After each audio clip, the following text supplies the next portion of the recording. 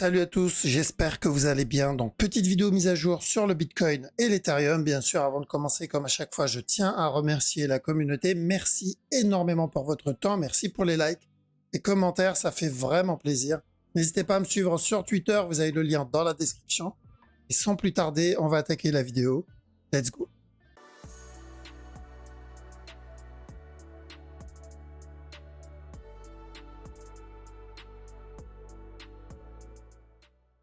Alors, aujourd'hui, on va commencer rapidement avec AAVE parce qu'on me l'a demandé plusieurs fois. Bon, la structure, pour moi, elle n'est pas très haussière, donc on n'a pas vraiment de buy setup sur ce move. Donc, ce mouvement-là, si c'est notre A, ça aussi. Donc, s'il doit monter à un moment ou à un autre, ça sera juste pour revenir corriger, donner un B. D'accord? Est-ce que j'ai des setups d'achat ici? Non. Pour moi, ce qu'il donne ici, c'est plutôt baissier. Donc, je le verrais bien redonner encore un autre push. Est-ce qu'il peut invalider ça? Oui. Mais s'il invalide, donc partant du principe que moi, ce que j'attends, c'est qu'il revienne tester le bas encore une fois. Ce que j'attends, c'est plutôt ça. Mais imaginons demain, il me donne le contraire, il explose pour je ne sais quelle raison, je ne serai pas dedans. Je ne serai pas dedans et j'aurai aucun regret de ne pas être dedans parce que je sais que 9 trades, voire aller 8 trades sur 10, quand j'ai ça, j'ai une continuation. Donc je ne veux pas prendre le risque de perdre mes 8 trades sur 10 juste parce que j'ai loupé un mouvement qui a invalidé cette structure, donc les 20 ou les 30% que je pourrais avoir. Je me concentre sur les 80-90%. Donc 80-90% du temps, si on regarde par exemple en une heure, quand j'ai une impulsion suivie d'une correction, en général j'ai quoi? J'ai une continuation baissière. Si j'ai une impulsion suivie d'une correction, j'ai une continuation baissière. Donc je sais, ça c'est la règle de base. Donc si là je vois une impulsion plus une correction, forcément je m'attends à une continuation baissière, c'est-à-dire revenir péter le bas. Donc oui, il peut l'invalider, mais je ne serai pas dedans s'il l'invalide parce que je cherche toujours, je suis toujours la structure. Donc pas vraiment de buy setup, j'ai pas non plus de fin de structure sur le move quand la majorité des coins elles sont plutôt comme ça, donc vraiment avec une fin de structure où on traîne dans la même zone de prix. Là, c'est pas vraiment le cas, d'accord? Alors que s'il vient péter le bas, ça sera déjà un peu plus intéressant, d'accord? Donc, faudra faire attention sur ce move. Donc, que faire? Bah, on surveille en daily ce qu'il va me donner. S'il corrige tout le drop qu'il a donné, c'est-à-dire tout ce drop-là, il vient, il corrige, il donne un C. Là, ok, pourquoi pas, je pourrais partir pour le buy.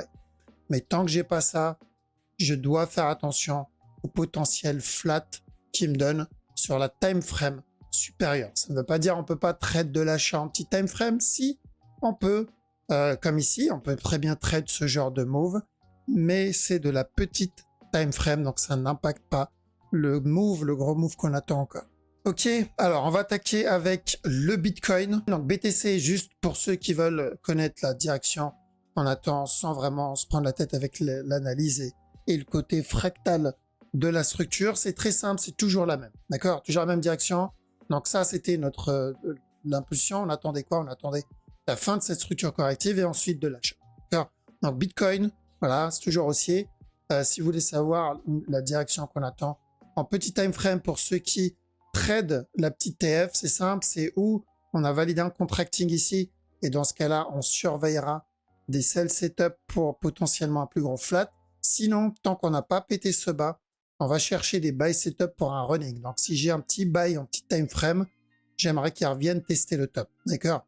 À choisir entre les deux, bah pour le moment, j'ai pas la correction. La correction, on la verra venir. Je préfère privilégier le potentiel running.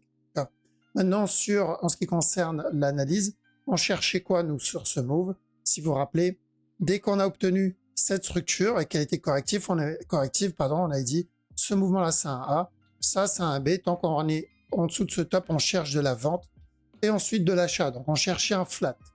Faire un simple flat, un A, un B, un C, et ensuite de l'achat. Donc, toujours pareil, dans cette zone, on cherche des buy setup et on privilégie l'achat sur le Bitcoin.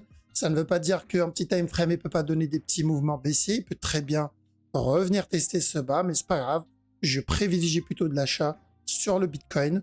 Le halving va pas tarder, donc on peut avoir un peu de volatilité. mais c'est la direction qu'on va privilégier par rapport à la structure et pas par rapport à autre chose, hein, parce que de toute façon, s'il m'avait donné un sell setup, j'aurais cherché de la vente, même si le halving allait arriver le lendemain. D'accord? Je privilégie toujours la structure parce que c'est un message de la part des traders, c'est l'intention.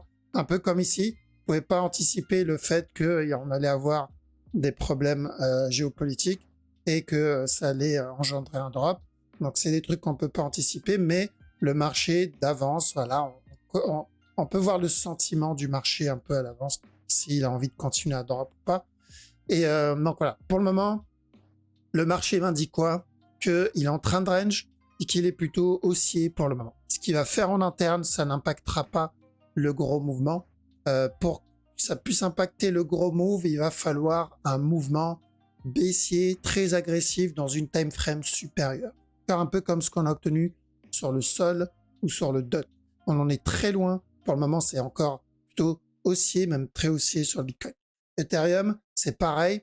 Donc, on cherche de l'achat pour revenir péter le top. Donc voilà, ça c'est pour la direction classique. Maintenant, nous, pourquoi on voulait à la base le buy? Donc, si vous vous rappelez qu'on était ici, j'ai dit, si on vient péter le top, on fait attention à un regular flat, ensuite de la vente, et une fois le bas cassé, on cherche de l'achat pour revenir péter le top. Donc, classique, le drop qu'on a eu, c'est un peu ce qu'on attendait. Pas de surprise là-dedans. Je sais que sur Twitter, il y en a vu qu'on a eu ce drop dû aux news qu'on a eu. Voilà, ça commençait à parler de Bitcoin à zéro et Bitcoin, c'était pas un bon investissement. Mais le problème, c'est que si on a le nez collé dans des time frames genre 15 minutes et que on voit ça, donc si je vais dans le Bitcoin et que je suis en 15 minutes ou 30 minutes et que je vois ça, voilà, je vois un truc comme ça, évidemment, ça fait peur, d'accord? Mais il suffit juste de reculer et de regarder la structure dans sa globalité et on se rend compte qu'en fait, il se passe rien, d'accord? C'est rien. Et je veux dire, j'ai même vu des dramas entre pro Bitcoin et pro Gold. Je vois pas l'intérêt d'être pro l'un ou pro l'autre. On peut très bien investir dans les deux, mais où les pro Gold disaient voilà, ça c'est le drop qu'on a eu en 15 minutes. C'était la preuve que le Bitcoin, c'était pas une valeur sûre. Mais je pouvais faire la même chose avec le gold, d'accord? Le gold, je peux faire exactement la même chose, aller en petit time frame et regarder du 15 minutes et faire un gros plan dessus et commencer à dire, voilà, le gold, c'est pas une bonne chose, d'accord? Alors, ça n'a pas de sens, la petite time frame n'impacte pas le gros move, parce que si on prend du recul, encore une fois, bon, bah, ce mouvement-là, c'est juste, c'est ridicule, d'accord? Donc, le BTC, même direction, on fait pas attention au mouvement en interne si c'est la grosse direction qui nous intéresse. Par contre, si on fait attention à la grosse time frame, on peut avoir la petite time frame, pardon, on peut avoir le petit running flat qu'on recherche. Ethereum, c'est un peu moins propre sur la petite TF, d'accord? Mais sur la grosse TF 4 heures, le regular flat est plutôt pas mal. Donc à chaque nouveau plus bas, je vais privilégier de l'achat tant qu'on reste dans cette zone, c'est important.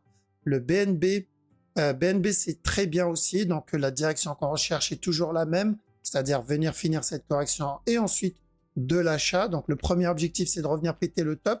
Le dernier objectif, c'est toujours le même depuis un petit moment, c'est-à-dire revenir casser ce top. Donc c'est le même objectif depuis le bas.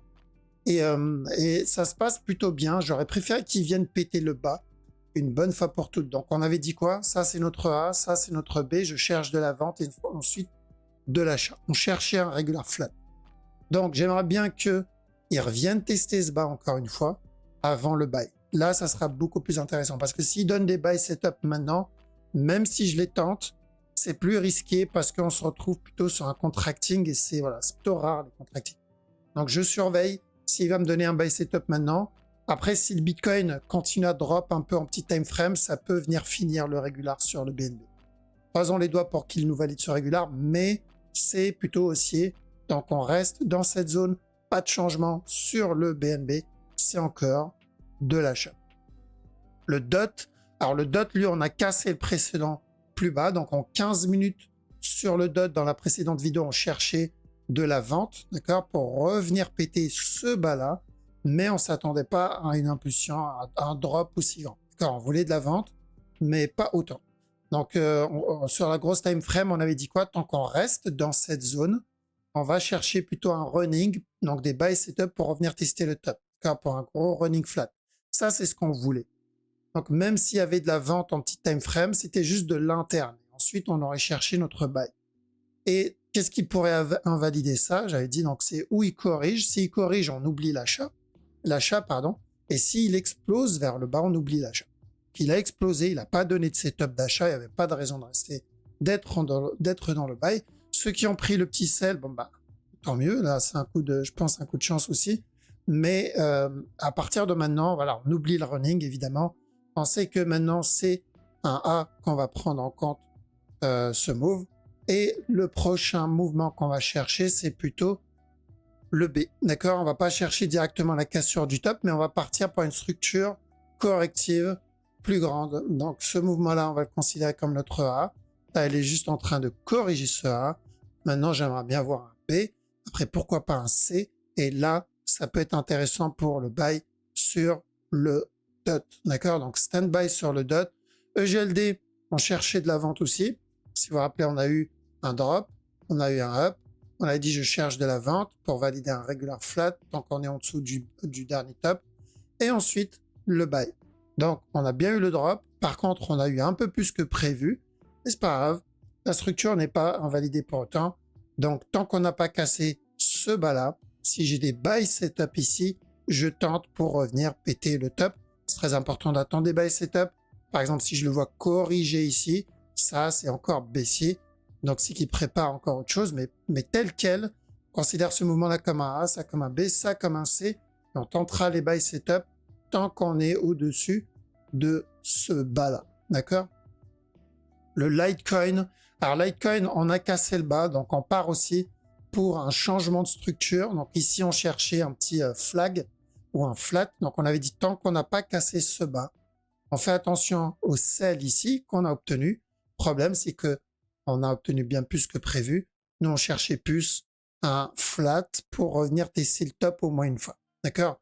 Donc, après la news, on a eu un gros drop et on a cassé ce bas. Donc, on invalide le flat en interne et on commence une structure un peu plus grande. Donc là, on est obligé de partir en daily parce que ou on est dans un expanding flat et dans ce cas-là, il aurait dû venir péter le top directement. Si vous vous rappelez, l'analyse, c'était quoi quand on était dans cette zone?